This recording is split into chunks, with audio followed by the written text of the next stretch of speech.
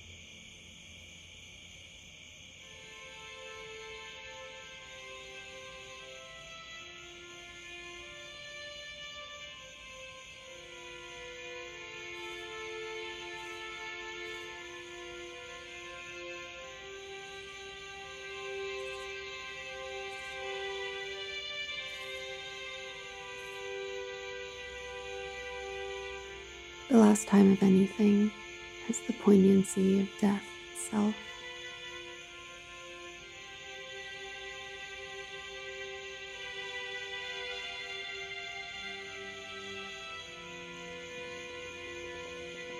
This that I see now, she thought, to see no more this way.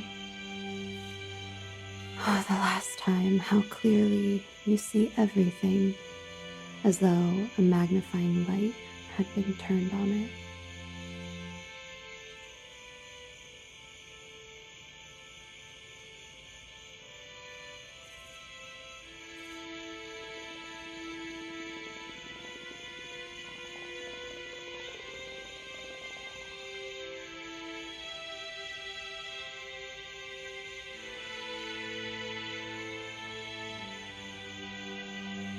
And you grieve because you hadn't held it tighter when you had it every day.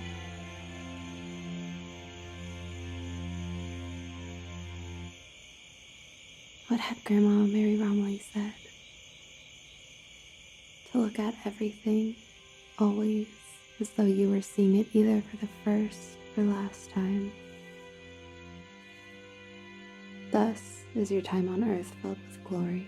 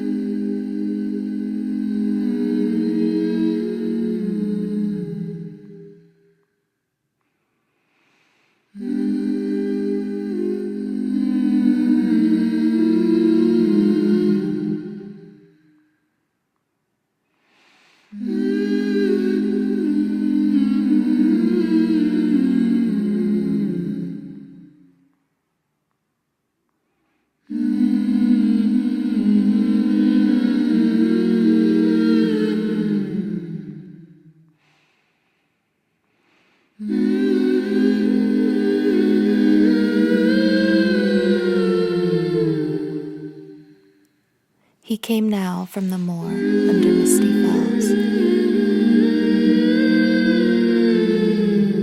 He came now to the house, a man-shaped journeying of men's mirth shorn. The door at once sprang back.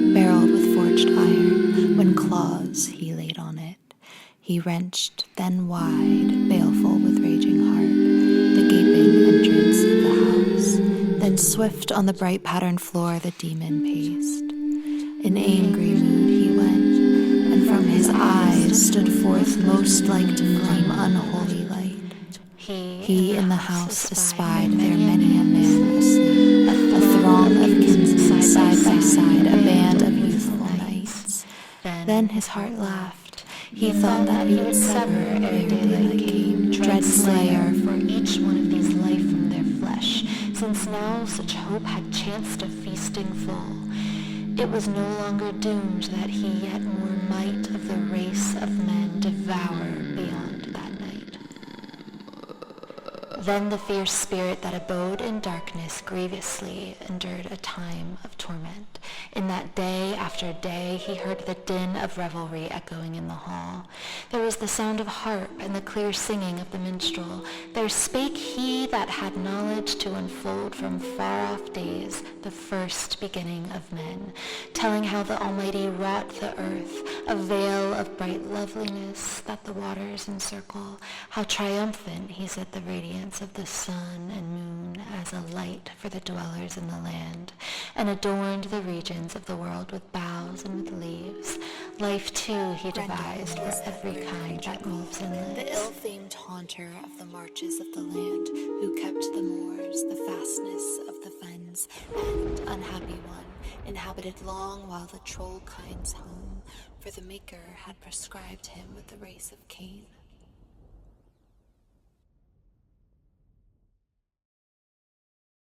A grievous hurt of body that fierce slayer and dire now endured. A mighty wound was seen upon his shoulder, the sinews sprang apart, the joints of his bones burst.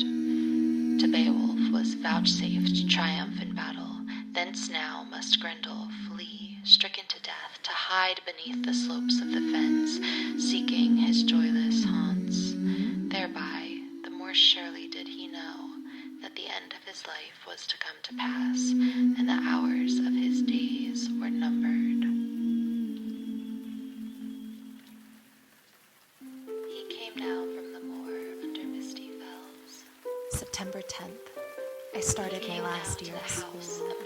Miss Gardner said if I keep on getting A's on my compositions, she might let me write a play for graduation. They have a very beautiful visual. There will be a girl in a white dress and her hair hanging in her bath, and she will lift on the bright pattern. Other girls will come out on stage and tell what they want, and from his eyes to the faithfulness like to guess when under the tree again the girl in the dress will spread out her arms and say, "Is life worth living then?" And there will be a chorus that says yes, only it will all be in rhyme. Because, explained Mary wrongly, simply, the child must have a valuable thing which is called imagination. The child must have a secret world in which live things that never were. It is necessary that she believe. She must start out by believing in things not of this world. Then, when the world becomes too ugly for living in, the child can reach back and live in her imagination. The one tree in Francie's yard was neither a pine nor a hemlock.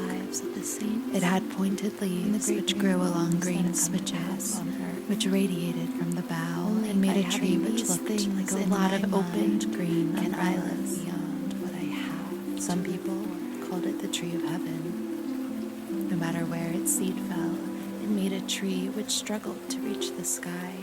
It grew in boarded up lots and out of neglected rubbish heaps, and it was the only tree that grew out of cement. It grew lushly